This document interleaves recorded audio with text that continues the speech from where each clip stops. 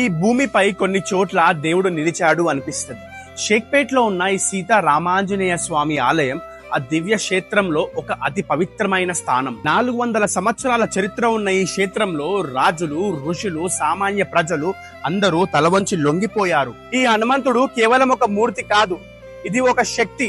400 సంవత్సరాల విశ్వాసం. ఈ ఊర్లో ఉన్న గుట్టపోచమ్మ మాకు అండగా ఉంటే, ఈ ఊరు పొలిమేరులో హనుమంతుడు మాకు అడ్డుగా నిలిచాడు, మాపై ఎలాంటి దుష్ట శక్తులు పడకుండా ఉండేలా. కొన్ని వందల సంవత్సరాల నుంచి ఇప్పటికీ మేము పాటిస్తున్న పద్ధతిలో ఒకటే, కళ్యాణం జరిగిన తర్వాత మా ఊరి ఆడబిడ్డని ఇంకో ఊరికి సాగనంపాలి అన్నా, ఆగమనం చెయ్యాలి అన్నా ఇక్కడున్న హనుమంతుడి ఆశీర్వాదాల తర్వాతనే మొదలవుతాయి. మాకు బలం, ధైర్యం, విశ్వాసంతో దీవించే ఈ 108 హనుమంతులు మీరు ఎక్కడా చూసుండరు.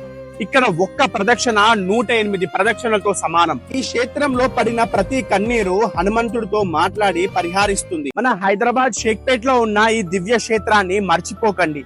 ఈ నెల 22న హనుమాన్ జయంతి నాడు ఇక్కడ జరిగే వైభవాలని మీ కల్లారా చూసి ఆనందించండి. జై శ్రీరామ్.